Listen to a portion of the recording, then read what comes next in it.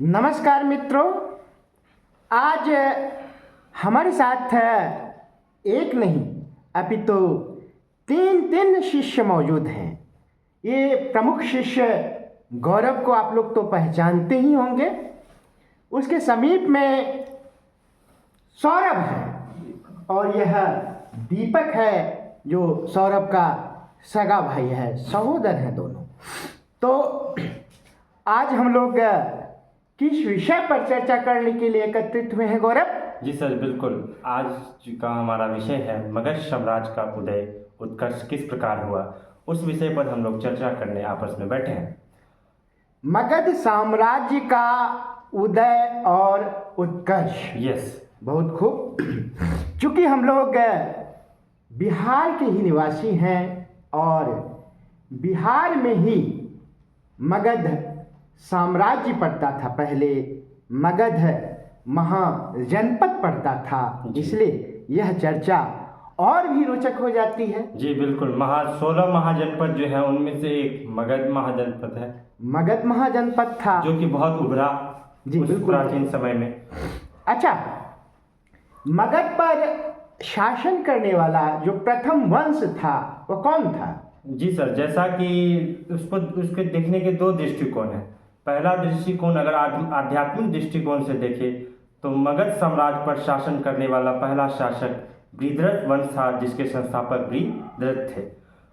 लेकिन वो एक आध्यात्मिक प्रमाण है उनका, आध्यात्मिक महाभारत के अनुसार वो कहा गया है, लेकिन ऐतिहासिक उनका कोई प्रमाण नहीं है। ऐतिहासिक दृष्टिकोण से देखें तो मगध साम्राज्य पर शासन करने वाला पहला शासक जो था वो हर्यक वंश था। हर्यक वंश था जी, बिल्कुल बिल्कुल। देखिए कितना अच्छा जानकारी है।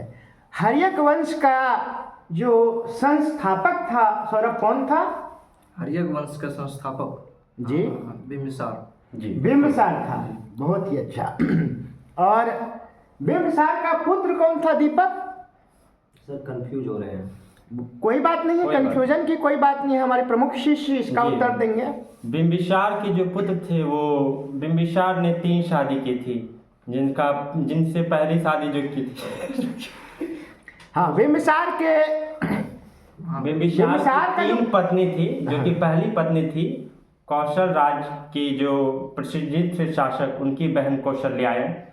दूसरी पत्नी थी उसकी जो है चेलना, जो कि चेटक की पुत्री थी। और तीसरी जो थी वो क्षेमा थी। तो दूसरी पत्नी की जो बेटे थे अजातशत्रु, वो जो है बिम्बिसार के बेटे माने जाते हैं। अर्थात उनकी माँ का नाम चेलना था। जी बिल्कुल।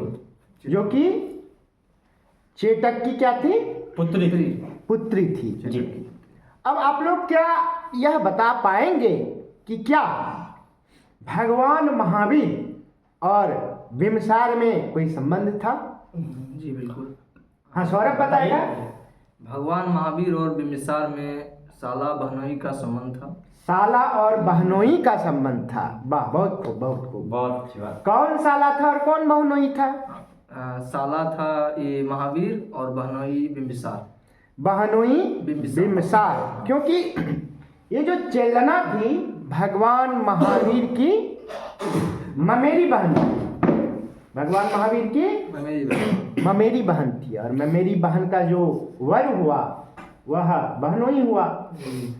तो बिम्बिसार क्या हो गया? बहनोई हो गया। बहनोई हो गया, ठीक ना। अब हम विस्तार से आगे की चर्चा करते हैं। तो यह जो हर्यक वंश था वह कितने वर्षों तक चला था? हर्यक वंश जो थे वो लगभग 52 वर्षों तक जो है उस पर बिम्बिसार ने शासन किया, पहला शासक जो थे जी। उसके पश्चात जो है अजातशत्रु ने शासन गद्दी पर बैठ के संभाला। जी। कुल मिलाकर सौरभ, हर्यक वंश का शासन काल कितने सालों का रहा? सर जहाँ तक मुझे पता है 113 साल, लगभग 131 वर्ष। 131 वर्ष, लगभग 131 वर्ष। 544 से लेके 492 492 ईसा पूर्व तक जो है 413 ईसा पूर्व। 113 जी, ठीक ना। तो अब आइए कि यह जो बिम्बिसार है, जैसा कि हमने देखा कि उसने वैवाहिक संबंध किए थे जी बिल्कुल। तो यह वैवाहिक संबंध किस नीति का हिस्सा था? मेरे पर्सपेक्टिव से जो है उनका जो मेन रूप का जो है उसका मकसद था, उनका अपना साम्राज्य जो है एक तरह से मजबूत करना था हर दृष्टिकोण से, बहुत ताकि वो एक अच्छे शासक बन सके, एक प्रबल शासक बन सके, ताकि उससे कोई और शासक युद्ध करने में असमर्थ रहे, विफल हो जाए। इसी पर्पज से जो है वो एक तरह से सभी से जो है अपना बहुत ही अच्छा उत्तर उन्होंने दिया। और सौरभ हमारा यह जवाब देगा कि यह जो बिंबिसार था उसने प्रथम बार अस्थाई सेना रखी थी। जी अस्थाई सेना रखने के कारण उसका एक उपनाम पड़ा था। क्या उपनाम पड़ा था? उसका उपनाम पड़ा था सैनिक। श्रेनिक। श्रेनिक जी, या पाली भाषा में सेनिया भी कहते हैं। जो ठीक कि है? बौद्ध ग्रंथ में लिखा वर्णित हुआ है। है। Yes। वर्णित है। और उसका जो पुत्र है अजात शत्रु, उसका उपनाम क्या था? शायद सर कोनिक कुनिक था। कोनिक कुनिक था। बहुत ही अच्छी बात। देखिए कि उसके दरबार में राज वैद्य था, जी उसका नाम बताइए आप। जीवक जीवक। बहुत ही अच्छी बात। इसका नाम। और जीवक किसकी चिकित्सा करता था? जीवक जो था एक राजवैद्य था, जो है अपना जो है शासक का जो है चिकित्सक का काम करता था। हाँ, अपने शासक अर्थात बिंबिसार की भी चिकित्सा किया करता था, भगवान बुद्ध की भी चिकित्सा किया करता था, उनकी सेवा में वो सदैव तत्पर रहता था। और एक बार अवंती का जो राजा था प्रद्योत, वह बीमार पड़ गया, उसे पांडु रोग हो गया था। पांडु रोग मतलब समझे? नहीं सर। पांडु मत, हाँ पीलिया। देखिए दीपक छुप कर कितना अच्छा जवाब देता है।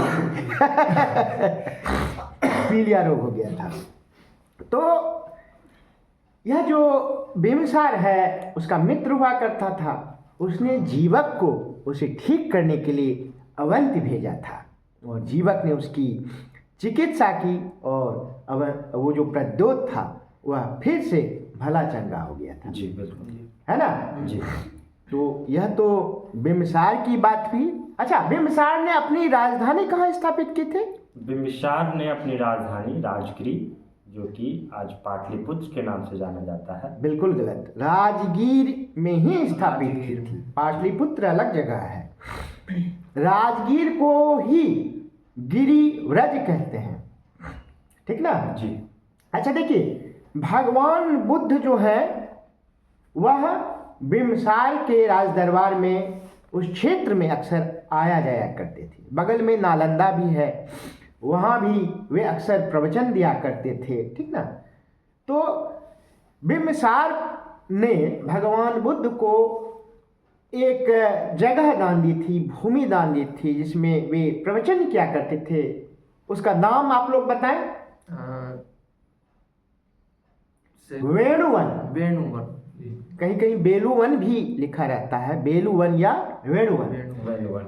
तो वहीं पर वे अक्सर बिताया करते थे अपना समय, उपदेश दिया करते थे। ठीक ना? तो बिंबिसार के बाद अब हम आते हैं अजात शत्रु के बारे में। तो अजात शत्रु ने वैशाली से युद्ध किए थे 16 साल तक लगभग 16 वर्षों तक। 16 वर्षों तक। किन दो अस्त्रों का प्रयोग किया था, बोलिए? उनका जो है पहला अस्त्र था रथमूसल। दूसरा महाशिलाकंटक। महाशिलाकंटक। रथमूसल और महाशिलाकंटक। उन्होंने प्रसेनजित से भी युद्ध किया था। प्रसेनजित से। बिल्कुल। हाँ, हालांकि वो शायद हार गया था, और लेकिन प्रसेनजित ने फिर क्या किया था? हारने के उपरांत जो है वो अपनी बेटी का शादी जो है विवाह वो अजातशत्रु से। उसकी बेटी का नाम बोलिए। बेटी का नाम उसका वजीरा। अच्छा, वजीरा से शादी करवाया। हाँ, देखिए ये अच्छी बात हुई।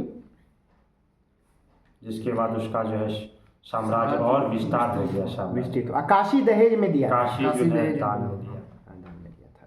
अब देखिए, अजात शत्रु के समय एक महत्वपूर्ण घटना हुई थी राजगीर में ही। जी। भगवान बुद्ध को महापरिनिर्वाण की प्राप्ति हुई थी कुशीनगर में। जी। कब? 483 83 ईसा पूर्व। ईसा पूर्व। और 483 ईसा पूर्व में ही राजगीर में प्रथम बौद्ध संगति भी हुई थी। प्रथम बौद्ध संगीति का क्या हुआ था? आयोजन हुआ था। उस संगीति में कौन सी महत्वपूर्ण घटना घटी थी? मुझे सर याद। सुत्त पिटक का संकलन हुआ था, जो भगवान बुद्ध की शिक्षाएं थी, उपदेश है ना, उसका संकलन उस प्रथम बौद्ध संगीति में किया गया था। उसकी अध्यक्षता की थी महाकश्यप ने। और अजातशत्रु। अजातशत्रु तो शासक थे। हाँ। महाकश्यप 80 वर्ष के थे उस समय। वो भगवान बुद्ध के शिष्य थे, प्रमुख शिष्य थे। 5 प्रमुख शिष्यों में उनका एक नाम है, महाकश्यप। ठीक ना? तो उसने प्रथम बौद्ध संगीति की अध्यक्षता की थी और बुद्ध की शिक्षाओं और बुद्ध के उपदेशों को उन्होंने सुत्त पिटक, पिटक मतलब होता है टोकरी, है ना? 3 पिटक हैं, सुत्त पिटक, विनय पिटक और अभी धम्म पिटक। सुत्त पिटक में उपदेश हैं, शिक्षाएं हैं बुद्ध की। विनय पिटक में जैसा कि नाम से ही प्रतीत होता है, विनय मतलब शिष्टाचार, अनुशासन, आचरण, है ना जी। और अभिधम्म पिटक का अर्थ होता है दर्शन, बौद्ध दर्शन, है ना जी। बिल्कुल। तो और कोई भी प्रश्न आप लोगों के अगर मन में हो तो बयां कर सकते हैं। अजातशत्रु जो थे, अंतिम शासक उदयन। अंतिम शासक उदयन के बारे में एक रोचक बात बताएं आप लोग।